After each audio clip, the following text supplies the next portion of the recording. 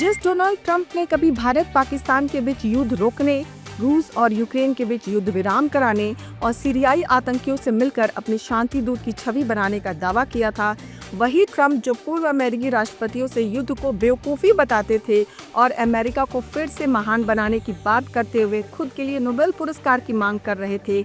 आखिर ऐसा क्या हो गया कि उन्होंने केवल इजराइल का खुलकर साथ दिया, बल्कि अमेरिका को सीधे सीधे एक बड़े सैन्य टकराव में धकेल दिया? क्या ईरान पर यह हमला उसकी परमाणु ताकत को जड़ से खत्म करने के लिए था? क्या रात के अंधेरे में परमाणु ठिकानों पर बरसाए गए बमों ने ईरान के परमाणु कार्यक्रम को दशकों पीछे धकेल दिया है? डोनाल्ड ट्रंप भले ही दावा करें कि उन्होंने दुनिया को एक बड़े खतरे से बचा लिया, लेकिन बड़ा सवाल ये है कि क्या उन्होंने वाकई दुनिया को बचाया या उसे युद्ध की आग में झोंक दिया? क्या मिडिल ईस्ट अब पूरी तरह से जल उठेगा? ईरान कितनी और कैसी प्रतिक्रिया देगा? और सबसे बड़ा सवाल, क्या दुनिया वाकई तीसरे विश्व युद्ध के मुहाने पर खड़ी है? खाड़ी देश पाकिस्तान, रूस, चीन अब किस दिशा में जाएंगे और भारत को इस पूरे घटनाक्रम से कितना बड़ा नुकसान उठाना पड़ेगा? ये अनगिनत सवाल हैं जो लोगों के मन में घर कर गए हैं और आज हम इन्हीं तमाम सवालों के जवाब आपके सामने रखेंगे। नमस्कार, मैं हूं ऋतिका यादव और आपका स्वागत है हमारे डिजिटल प्लेटफॉर्म पर। हम आपको विस्तार से बताएंगे कि ईरान पर यह हमला कैसे और किस रणनीति के तहत किया गया, इस हमले से कितना नुकसान हुआ और अमेरिकी दावों के मुताबिक कितनी सफलता मिली। हम ये भी समझेंगे कि डोनाल्ड ट्रंप का नजरिया इतनी तेजी से कैसे बदल गया। लेकिन सबसे पहले आइए जानते हैं कि 22 जून की उस रात को आखिर क्या हुआ था जिसने पूरी दुनिया को सकते में डाल दिया। जब भारत में लोग गहरी नींद में सो रहे थे, तब अमेरिकी वॉर रूम में जबरदस्त हलचल थी। अमेरिकी राष्ट्रपति डोनाल्ड ट्रंप ने एक स्पष्ट आदेश दिया, ईरान की परमाणु क्षमता वाली साइटों को पूरी तरह से नेस्तनाबूद कर दिया जाए। इसके बाद जो कुछ हुआ वो इतिहास में दर्ज हो गया। अमेरिका के B-2 स्टील्थ बॉम्बर्स, जिन्हें रडार भी नहीं पकड़ सकते, उन्होंने एक ही बार में ईरान के अंदरूनी जमीन के नीचे गहराई में छिपे ठिकानों को तबाह कर दिया। 3 प्रमुख ठिकानों को निशाना बनाया गया था, नतंज, इस्फहान और फोडो। माना जाता है कि इन्हीं जगहों पर ईरान ने अपने सबसे आधुनिक सेंट्रीफ्यूज लगाए थे, जिनमें उच्च स्तर का यूरेनियम संवर्धित किया जा रहा था। 300 पाउंड वजनी बंकर बस्टर बमों ने फोडो के इस तहखाने को भी ध्वस्त कर दिया, जो कंक्रीट और चट्टानों के नीचे 200 फीट से ज्यादा गहराई में था। फोडो साइट को तो इतना अभेद समझा जाता था कि उसे तोड़ने के लिए केवल परमाणु हथियार की जरूरत बताई जाती थी। लेकिन डोनाल्ड ट्रंप ने बिना परमाणु हथियारों का उपयोग किए ये संदेश दे दिया कि अमेरिका के पास ऐसी ताकत है जो असंभव को भी संभव बना सकती है। इस हमले में B-2 बॉम्बर्स ने ईरान की वायु सीमा में इजराइल द्वारा पहले से साफ किए गए रास्ते से प्रवेश किया। फिर डोनाल्ड ट्रंप ने बयान दिया कि हम पूर्ण विनाश की ओर बढ़ रहे हैं। लेकिन सवाल फिर वही है, क्या ये सिर्फ परमाणु साइट को नष्ट करने की कार्रवाई थी या कहानी इससे कहीं ज्यादा गहरी है? ये सवाल भी उठता है कि वो कौन सा विध्वंसक हथियार था जिसने जमीन के अंदर 200 फीट तक घुसकर उन ठिकानों को पूरी तरह से तबाह कर दिया।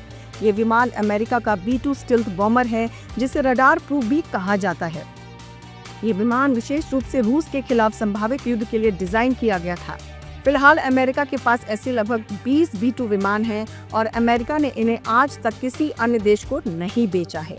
ये अकेला विमान है जो 300 पाउंड के बम्पर बस्टर बम दाग सकता है और 200 फीट गहरी जमीन में घुसकर भी भीषण धमाका कर सकता है।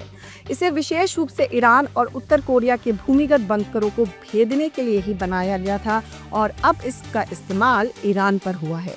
अब बात करते हैं कि इस हमले से कितना नुकसान हुआ और अमेरिकी दावों के अनुसार कितनी कामयाबी मिली। अमेरिका का दावा है कि ईरान का परमाणु कार्यक्रम अब 10-15 साल पीछे धकेल दिया गया है। अमेरिका ये भी कह रहा है कि हमला बिल्कुल सटीक था। फोर्डो जो पहाड़ियों की गहराई में छिपा था, अब मलबे के ढेर में तब्दील हो चुका है और नतंज से लेकर इस्फहान तक की मशीनें पूरी तरह से राख हो चुकी हैं। हालांकि ईरान इन दावों को सिरे से खारिज कर रहा है। ईरान का स्पष्ट कहना है कि यह हमला उसे कमजोर नहीं करेगा। ईरान ये भी दावा कर रहा है कि अमेरिका ने दुनिया को गुमराह किया है, क्योंकि जिस साइट पर हमला किया गया है वहां से कोई रेडिएशन लीक नहीं हुआ है।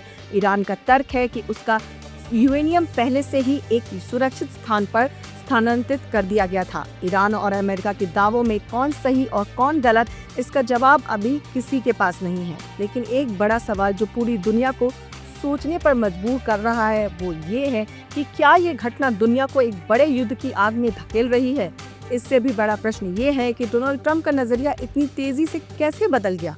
वही ट्रंप जो मई के महीने में खुद इजराइल को युद्ध न बढ़ाने की सलाह दे रहे थे, अचानक इतने आक्रामक क्यों हो गए।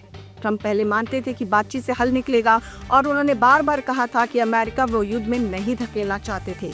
रिपोर्ट्स के मुताबिक इजराइल के प्रधानमंत्री नेतन्याहू ने डोनाल्ड ट्रंप को स्पष्ट कर दिया था कि इजराइल पीछे हटने वाला नहीं है।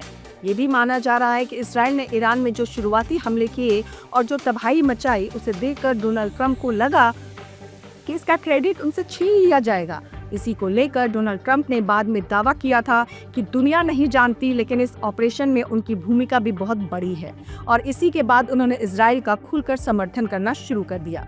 जब डोनाल्ड ट्रंप को ये रिपोर्ट मिली कि इजराइल के हमलों से ईरान की परमाणु ताकत को वास्तविक नुकसान पहुंचा है, तो वो और खुलकर मैदान में आए और उसके बाद 22 जून की सुबह वो सब कुछ हो गया। अब सवाल है कि इस हमले के बाद ईरान क्या करेगा। ये तय है कि ईरान खामोश नहीं बैठेगा, वो जरूर जवाब देगा। ईरान ने इजराइल पर हमले भी शुरू कर दिए हैं। ईरान के सबसे बड़े नेता खामेनेई ने साफ कर दिया है कि ये हमला अमेरिका और इजराइल के लिए बहुत भारी पड़ेगा और उनकी प्रतिक्रिया केवल सैन्य नहीं बल्कि रणनीतिक भी होगी। इसकी शुरुआत भी हो चुकी है। ईरान ने ऑपरेशन 2 प्रॉमिस 3 के तहत इजराइल के कई शहरों पर मिसाइलें दाग दी हैं। लेकिन ये तो केवल शुरुआत है। खुफिया रिपोर्ट बताती है कि ईरान ने अपने प्रॉक्सी समूहों जैसे हिजबुल्लाह, हुती विद्रोही और विभिन्न मिलिशिया को भी सक्रिय कर दिया है। इसके साथ ही उस महत्वपूर्ण समुद्री मार्ग को बंद करने की धमकियां दी जा रही हैं, जहां से दुनिया का लगभग 20% तेल गुजरता है। यदि यह मार्ग बंद होता है तो माना जा रहा है कि वैश्विक अर्थव्यवस्था हिल जाएगी, तेल की कीमतें आसमान छू लेंगी और भारत जैसे देशों में भी गंभीर तेल संकट उत्पन्न हो जाएगा। ईरान के पास अभी भी मिसाइलें, ड्रोन और कुछ गुप्त परमाणु ठिकाने बचे हैं। क्या ईरान सीधे बदला लेगा या समझदारी से लड़ेगा? ईरान के साथ कौन से देश खड़े होंगे, ये सब अभी भविष्य के गर्भ में छिपा है। लेकिन एक बात स्पष्ट है, अमेरिका और ईरान की दुश्मनी अब खुले तौर पर सामने आ गई है।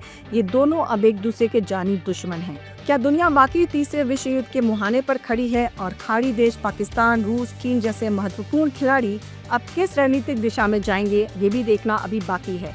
भारत पर स्थिति का क्या गहरा असर होगा, ये भी एक बड़ा चिंता का विषय है। अगर आपको हमारी रिपोर्ट पसंद आई हो तो बने रहें हमारे साथ, क्योंकि खबर के हर चौराहे पर पोस्टमैन आपको मिलेगा सत्य के संदेश के साथ। जय हिंद, जय भारत।